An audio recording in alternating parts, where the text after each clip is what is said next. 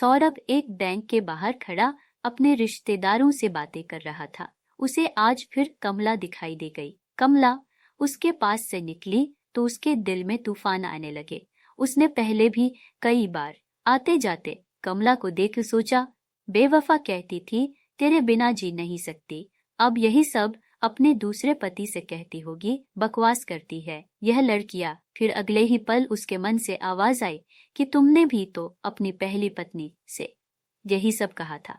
बेवफा तुम हो या कमला। वह अपने रिश्तेदारों से विदा लेकर अपनी गाड़ी में आ बैठा और थोड़ी दूर पर ही सड़क के किनारे गाड़ी खड़ी करके ड्राइविंग सीट पर सर टिकाकर कमला के बारे में सोचने लगा। सौरभ ने कमला से लव मैरिज की थी। विवाह को 1 साल ही हुआ था कि सौरभ की माँ सीता जी को पोता पोती का इंतजार रहने लगा। उन्हें अब कमला की हर बात में कमियां दिखने लगी थी। कमला सोचती क्या करें, उसके सिर पर माँ का साया था नहीं और पापा विकलांग थे, सालों से भी बिस्तर पर पड़े थे। एक ही शहर लखनऊ में होने के कारण वह पापा के पास चक्कर लगाती रहती थी। उसकी एक रिश्ते की बुआ दादी और 2 नौकर उसके पिता महेश का ध्यान रखते थे। सीता जी को अब हर समय सौरभ की वंश वृद्धि की चिंता सताती। कमला उनके हर बार के ताने भी चुपचाप सहन कर जाती थी। कमला सोचती जो बात भगवान के हाथ में है उस पर अपना खून जलाना बेकार है। वह खुशी से घर के कामों में लगी रहती है। उसे परेशानी तब होती जब सौरभ को उससे कोई परेशानी होती। वह सौरभ को इतना प्यार करती थी कि उसकी बाहों में पहुंचकर सौरभ कह उठा, तुम किस मिट्टी की बनी हो, पहले दिन की तरह आज भी कितनी सुंदर दिखती हो। कमला भी उसके गले लग जाती और इस तरह 4 साल बीत गए थे। सौरभ के दुकान से आने के समय कमला उसे तैयार हंसी मुस्कुराती मिलती। सीता जी को यह सब पसंद नहीं था। एक दिन सीता जी सौरभ से बोली, तुम उदास क्यों रहते हो, क्या हुआ है? सौरभ हंसकर बोला, मुझे क्या हुआ है माँ, मैं अच्छा तो हूँ। तब वो बोली, बिना बच्चों के भी कोई जीवन है, बच्चों से ही तो जीवन में खुशियाँ आती है। माँ, संसार में हजारों लोग हैं जिन्हें बच्चे नहीं है। सौरभ शांत रहते हुए बोला, तुम ढंग से डॉक्टर को दिखा क्यों नहीं रहे हो? माँ, अभी तक इस बारे में गंभीरता से नहीं सोचा था। माँ, अगले महीने दिखाता हूँ। यह कहकर सौरभ अपने कमरे में चला गया। कमला सौरभ के स्वभाव को देखकर समझ गई कि माँ बेटे में क्या बातें हुई होगी। फिर डॉक्टर चेकअप टेस्ट का सिलसिला शुरू हुआ और जब रिपोर्ट आई कमला कभी माँ नहीं बन सकती, तो कमला के आंसू रुकने का नाम ही नहीं ले रहे थे। सौरभ कमला को समझाता रहता कि हम किसी अनाथालय से बच्चा गोद ले लेंगे, लेकिन सीता जी किसी पराये बच्चों को स्वीकारने के लिए तैयार नहीं हुई। सौरभ उन्हें भी समझाता, माँ जमाना कहाँ से कहाँ पहुँच गया है और आप पुराने जमाने में उलझी हुई है। सौरभ के बचपन में ही उसके पिता की मृत्यु हो गई थी। सीता जी ने बड़ी मेहनत से सौरभ को पढ़ाया लिखाया था। सौरभ माँ का दिल कभी नहीं दुखाना चाहता था। सीता जी अब कभी कभी सौरभ को अपने पास बैठा कर दूसरी शादी की बात करती तो वह चुपचाप उठकर अपने रूम में चला जाता। अब बच्चों के नाम पर सौरभ भी ठंडी आहें भरता। कमला को भी यह दुख अंदर तक जीने नहीं देता। सौरभ की वही आंखें जो पहले उसके प्यार और विश्वास से भरी नजर आती, अब उदासी और गुस्से से भरी नजर आती। सौरभ लाख अपने भावों को छुपाने का प्रयास करता, लेकिन कमला उसकी हर धड़कन, उसकी हर नजर पहचानती थी। मन ही मन उदास रहती कमला को चारों ओर ताने सुनाई देते। जीवन के सफर में साथ चलते चलते अब दोनों के हाथ एक दूसरे से छूटने लगे थे। एक दिन कमला अपने पापा को देखने गई। उनकी तबीयत बहुत खराब थी। सौरभ ने फोन कर कह दिया, जितने दिन चाहे उतने दिन रह लो। कमला ने पूछा, तुम्हें परेशानी तो नहीं होगी? नहीं, और फोन काट दिया। कमला हैरान रह गई कि यह वही सौरभ है जिसने इतने सालों में एक दिन के लिए भी पापा के पास नहीं छोड़ा था। सुबह छोड़ता तो शाम को लेने आ जाता था। उसे लगा सौरभ सचमुच पूरी तरह बदल गया है। और फिर सौरभ ने ना फोन किया और ना आया। कमला फोन करती तो गुस्से से जवाब देता। एक बार भी सौरभ ने कमला को घर आने के लिए नहीं कहा और अब 4 महीने बीत गए थे। कमला को रोज उसका इंतजार रहता। कमला के पिता बोल तो नहीं सकते थे मगर देख तो सकते थे। उनकी तबीयत बिगड़ती जा रही थी। आंखों में कमला के लिए चिंता व दुख साफ दिखाई देता था। एक दिन सौरभ ने तलाक के पेपर भेज दिए और उसी दिन शाम को किसी गाड़ी वाले से कमला का सारा सामान भिजवा दिया, जिसे दिल से इतना टफ फैल गया, जिसे दिल से इतना प्यार किया था वो ऐसा करेगा उसने कभी सोचा ना था। इतना बड़ा धोखा, जिस आदमी को इतना प्यार किया, जिसके सुख दुख की साथी बनी, वही आदमी इतना बदल गया।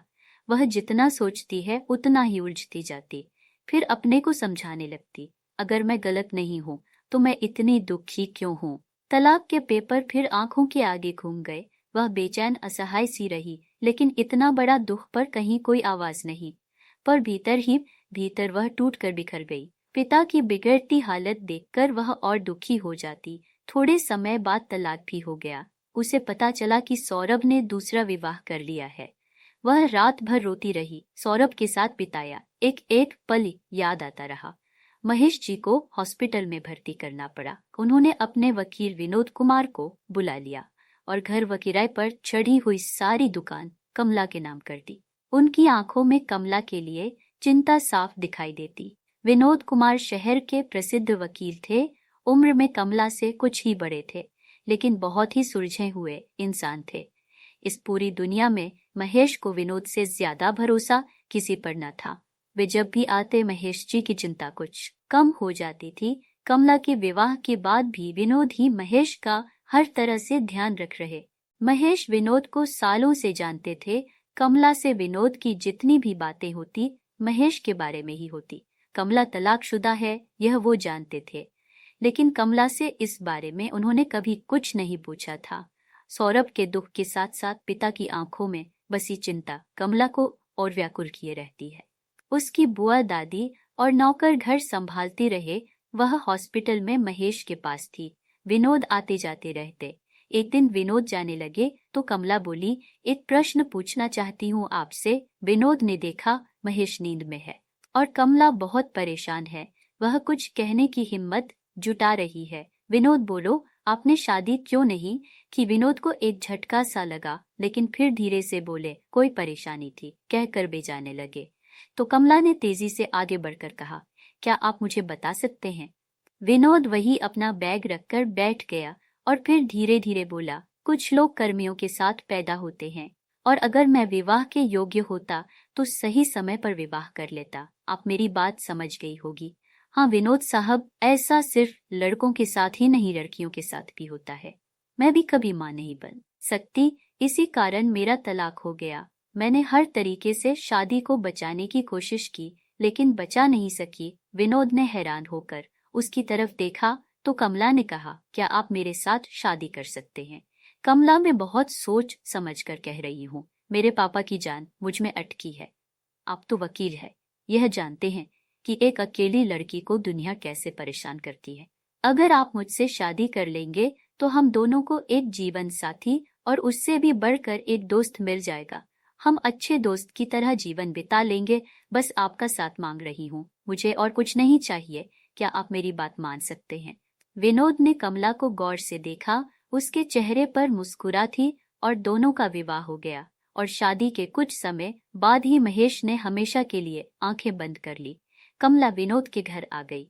घर वैसा ही था जैसा औरत के बिना होता है, लेकिन कमला का हाथ लगते ही घर चमक उठा। एक दिन विनोद भावुक होकर बोला, कैसा पति था जिसने तुम्हें तलाक दे दिया? दोनों आपस में बातें करते, दोनों को एक दूसरे में अच्छा दोस्त दिखाई देता था।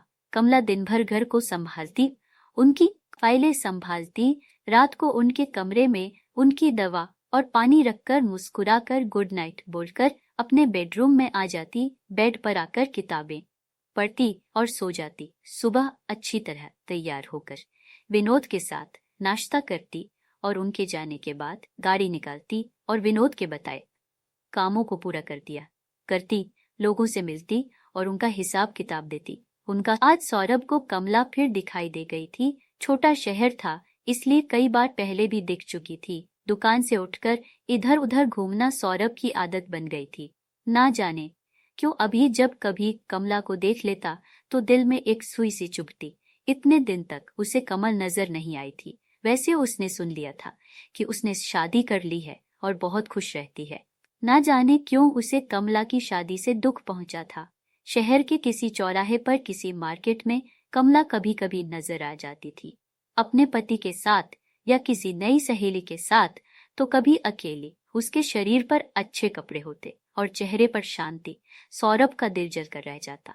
ऐसी सुख शांति तो उसके जीवन में नहीं आई थी।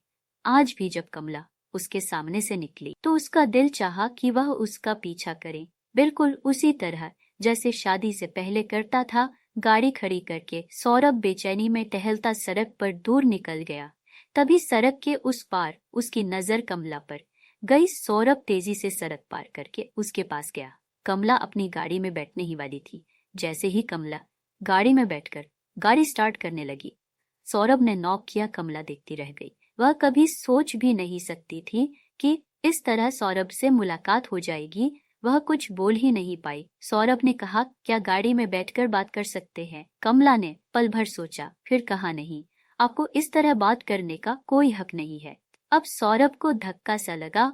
वह टूटे स्वर में बोल, बस थोड़ी देर, फिर मैं खुद ही उतर जाऊंगा। कौन सी बातें आपको 3 साल बाद याद आ गई है? सौरभ बोला, बहुत बदल गई हो तुम। क्या खुश हो अपने जीवन से? कैसा है तुम्हारा पति? वह बहुत अच्छे हैं और उन्हें बच्चों की भी कोई इच्छा नहीं है। बच्चों के लिए वह अपनी पत्नी को धोखा देने वाले इंसान नहीं है। कमला से सौरभ झूठ नहीं बोल सका, कोई बात छुपा ना सका। चोर की तरह अपने दिल का हर राज बोलने लगा। कमला, मुझे देखो, मैं खुश नहीं हूँ। कमला ने पलट कर उसकी तरफ देखा। सच में वह खुश नहीं लग रहा था। उसका हुलिया ही बदल गया था। वह बहुत सुंदर हुआ करता था, लेकिन आज बहुत गंदा लग रहा था। कमला, सौरभ शर्मिंदा सा बोला, यह तो ठीक है कि बच्चे दुनिया का सबसे बड़ा उपहार है, लेकिन सिर्फ तुम्हारी खुशी के लिए मैं इस सच से आंखें फेर लिया करता था। लेकिन जब माँ ने दूसरी शादी की बात की तो मेरी इच्छा भी जाग उठी। मेरे जुड़वा बच्चे हुए, मुझे दुनिया की सबसे बड़ी खुशी मिली। फिर भी मैं टूट गया हूँ। मंजिल पर पहुँचने के बाद भी भटक रहा हूँ, क्योंकि मेरी पत्नी तनु बहुत ही गंदी स्वभाव की है। वह समझती है मैंने बच्चों के लिए ही शादी की है। उसे अपने सिवा किसी का ख्याल नहीं रहता है। कहती है बच्चे तुम्हारी जिम्मेदारी है, बच्चे तुम्हारी जिम्मेदारी में लड़की। माँ से बात बात पर उसका झगड़ा होता है। वही घर जो तुम्हारी उपस्थिति में खुश और शांत नजर आता था, अब पढ़ाई झगड़े का अड्डा लगता है। घर जाने का मन नहीं होता। तुमने मेरा इतना ख्याल रखा था कि मैं बीते दिन याद करके रात भर सो नहीं पाता हूँ। बहुत दिनों के बाद मुझे पता चला कि संसार की सबसे बड़ी खुशी तुम्हारे जैसी पत्नी है। मैं तुम्हें कभी नहीं भूल सका। मैं मानता हूँ कि बच्चे का ना होना इतनी बड़ी कमी नहीं जितनी बड़ी तुम्हारे जैसे पत्नी को ठुकराना है। कमला ने बड़ी बेरुखी से पूछा, क्या यही वे बातें हैं जो आप करना चाहते थे? कमला, मुझे यकीन है तुम भी मेरे बिना खुश तो नहीं होगी। मैंने तुमसे अलग होकर अच्छा नहीं किया। हम अच्छे दोस्तों की तरह तो रह सकते हैं ना।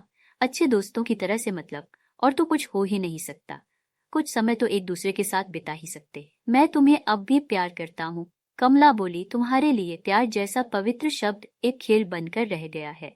मेरे पति का प्रेम कितना शक्तिशाली है, तुम सोच भी नहीं सकते। उनके निर्मल प्रेम के प्रति मेरा मन सदा से भर उठा है। हमारे रिश्ते में विश्वास, समर्पण आधार अपनापन है, और जब भी मैं उनके साथ होती हूँ तो मुझे लगता है कि मैं एक घने छाया में बैठी हूँ, सुरक्षित और बहुत खुश रहती हूँ।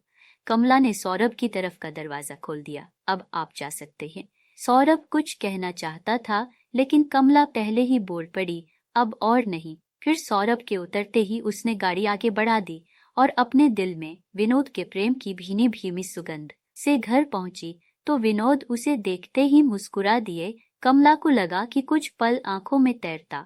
प्यार भी कभी कभी पूरा जीवन जीने के लिए काफी होता है। दोस्तों, सदा पत्नियों की इज्जत करना सीखना चाहिए। बच्चे होना या ना होना किसी के हाथ में नहीं होता।